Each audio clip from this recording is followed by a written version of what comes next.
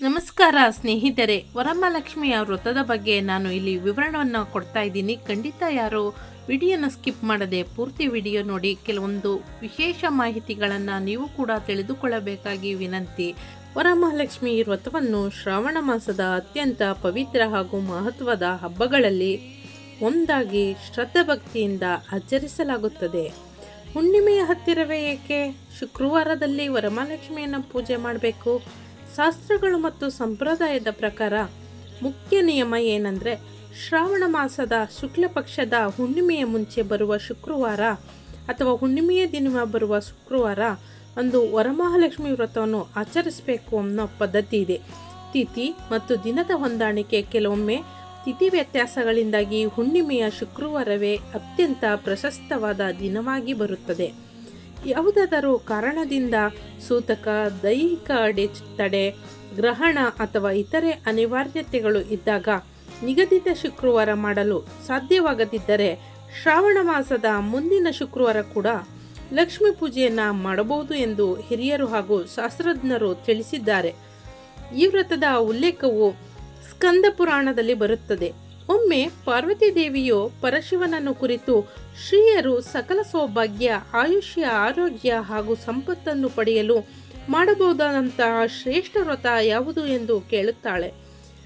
ಶಿವನು ವರಮಹಾಲಕ್ಷ್ಮಿ ವ್ರತದ ಮಹಿಮೆಯನ್ನು ಚಾರುಮತಿಯ ಕಥೆಯ ಮೂಲಕ ವಿವರಿಸುತ್ತಾನೆ. ಪತಿವ್ರತೆ ಚಾರುಮತಿ ಮಗಧ ದೇಶದ ಕುಂಡಿನ ನಗರದಲ್ಲಿ ಚಾರುಮತಿ ಎಂಬ ಸದ್ಗುಣ ಸಂಪನ್ನ ಮಹಿಳೆ ಇದ್ದಳು. ಆಕೆಯು ಅತ್ತೆ ಮಾವಂದಿರು ಹಾಗೂ ಪತಿಯ ಸೇವೆಯನ್ನು ದೇವತಾ ಕಾರ್ಯವೊಂದು ಶ್ರದ್ಧೆಯಿಂದ ಮಾಡುತ್ತಿದ್ದಳು. ಲಕ್ಷ್ಮಿಯ ಸ್ವಪ್ನ ದರ್ಶನ ಚಾರುಮತಿಗೆ ಅವಳ ಭಕ್ತಿ ಮತ್ತು ಸದ್ಗುಣಗಳಿಂದ ಲಕ್ಷ್ಮಿಯು ದೇವಿಯು ಆಕೆಯ ಕನಸಿನಲ್ಲಿ ಪ್ರತ್ಯಕ್ಷಳಾದಳು.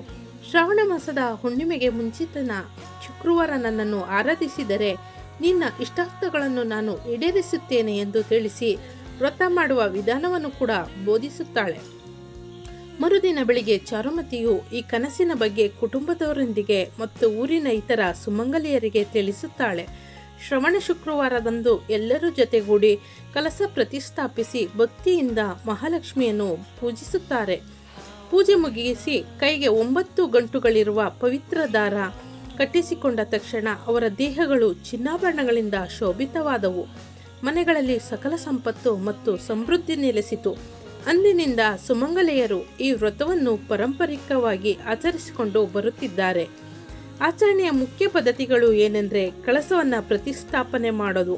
ಕಳಸದಲ್ಲಿ ಅಕ್ಕಿ ಅಥವಾ ನೀರು ತುಂಬು ಮಾವಿನ ಎಲೆಗಳು ಮತ್ತು ತೆಂಗಿನ ಎಲೆಗಳನ್ನು ಇಟ್ಟು ಲಕ್ಷ್ಮಿಯ ಮುಖಡವನ್ನು ಧರಿಸಿದ ಪ್ರತಿಷ್ಠಾಪಿಸಲಾಗುತ್ತದೆ. ಸೊಂಪಿನ ದಾರ, ದೂರದ ಸಂಬಂಧ 9 ಗಂಟುಗಳಿರುವ ಹಳದಿ ದಾರಕ್ಕೆ ಪೂಜೆ ಸಲ್ಲಿಸಿ ಹಿರಿಯ ಸುಮಂಗಲಿಯರಿಂದ ಬಲಗೈಗೆ ಕಟ್ಟಿಸಿಕೊಳ್ಳುವುದು ಒಂದು ವಾಡಿಕೆಯಾಗಿದೆ. ನೈವೇದ್ಯ ದೇವಿಗೆ ಹಬ್ಬದ ವಿಶೇಷ ಭಕ್ಷ್ಯಗಳಾದ ಹೋಳಿಗೆ, ಪಾಯಸ, ಚಿತ್ರಾನ್ನ, ಕೋಡುಬಳೆ, ಕಜ್ಜಾಯ ಹಾಗೂ ಹಣ್ಣು ಹಂಪಲಗಳನ್ನು ಸಮರ್ಪಿಸಲಾಗುತ್ತದೆ. ಮುತ್ತೈದೆಯರ ಪೂಜೆ, ನೆರೆಹೊರೆಯ ಸುಮಂಗಲಿಯರನ್ನು ಮನೆಗೆ ಆಹ್ವಾನಿಸಿ ಅರಿಶಿನ, ಕುಂಕುಮ, ತಾಂಬೂಲ ನೀಡಿ ಗೌರವಿಸುವುದು ಈ ಹಬ್ಬದ ಮುಖ್ಯ ಅಂಗವಾಗಿದೆ. ನಾನು ಹಂಚಿಕೊಂಡಿರುವಂತಹ ಈ ವಿಚಾರ ನಿಮಗೆ ಇಷ್ಟ ಆಗಿದ್ದರೆ ಖಂಡಿತ ಒಂದು ಲೈಕ್ ಮಾಡಿ, ಸಬ್ಸ್ಕ್ರೈಬ್ ಮಾಡಿಕೊಂಡು ವಿಡಿಯೋಸ್ನ ನೋಡಿ. ಹಾಗೆ ತಾಯಿಯ ಭಕ್ತಿಯ ವಿಡಿಯೋಗಳಿಗಾಗಿ ನಮ್ಮ ಚಾನಲ್ನ ಸಬ್ಸ್ಕ್ರೈಬ್ ಮಾಡಿಕೊಂಡು ವಿಡಿಯೋಸ್ನ ಶೇರ್ ಮಾಡಿ ಅಂತ ಹೇಳ್ತಾ ಥ್ಯಾಂಕ್ ಯು, ಧನ್ಯವಾದಗಳು. ಎಲ್ರಿಗೂ ಶುಭವಾಗಲಿ ಫ್ರೆಂಡ್ಸ್.